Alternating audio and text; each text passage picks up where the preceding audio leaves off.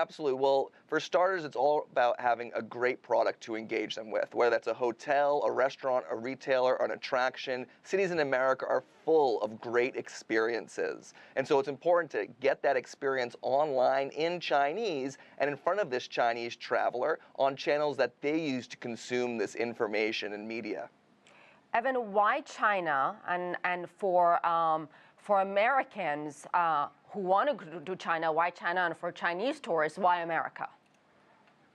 Great question. So the first part of that is, why are Chinese coming to America? It's simply because America offers fantastic experiences here.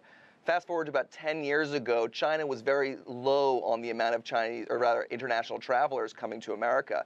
Fast forward to 2021, U.S. Secretary of Commerce Penny Pritzker says that this year, 7.3 million Chinese will be visiting America, spending up to $85 billion a year. This represents an amazing economic impact for our country, but also for the businesses and experiences throughout America that want to engage the world's #1 spending tourist. Back in 2011, there were 16 nonstop flights from China to America. Fast forward to today, there are 45 nonstop flights from China to America. What this has had great impact on is the cities, these tier 2 cities that are receiving these nonstop flights, now become hubs for tourists. They don't longer spend just one night in these cities, they spend several nights. So what cities do you see as emerging cities or tourist destinations? Obviously, New York, San Francisco, Chicago, Washington, Boston.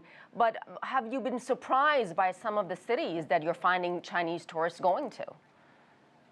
It's a great question, and for the business that we're in, it's actually hard to be surprised right now. You're dealing with the world's #1 spending traveler, and a Chinese traveler that will be the #1 overseas visitor to America by 2018. We're seeing them everywhere nowadays. It's wonderful to see. Having nonstop flights is great, but they're willing to take connecting flights, and a lot of these connecting flights are actually fairly inexpensive. In the winter months, you can fly Boston to Beijing round trip on a connecting flight for as little as $750 US.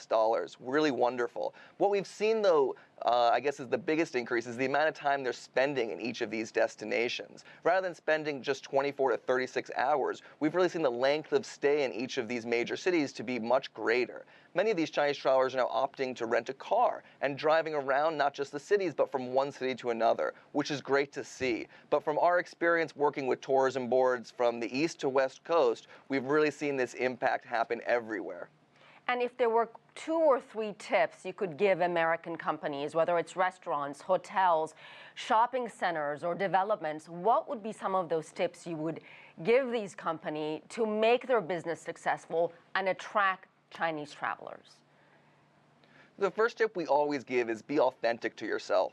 Chinese truly want that authentic American experience. That's what they come here for. The next step is really telling Chinese while they're still in China about this experience to be had. Using visuals oftentimes really helps. Writing in their language, posting on their social media channels, whether it's Weibo or Weixin, being found on Baidu searches, being online in front of them during this is really important. But really the third tip on that is that it's all about mobile. This year, over 500 million smartphones will be sold in China. Additionally, 80 million Chinese people will access the internet for the first time, and they'll almost 100% do so via a smartphone device. So if you're online, you're communicating them in Chinese on their channels, make sure you're also mobile friendly as well, because they truly do want to learn all about you. It's up to you to make sure you're able to tell them about you. Great tips there. Evan Saunders, thank you so much for your time, sir.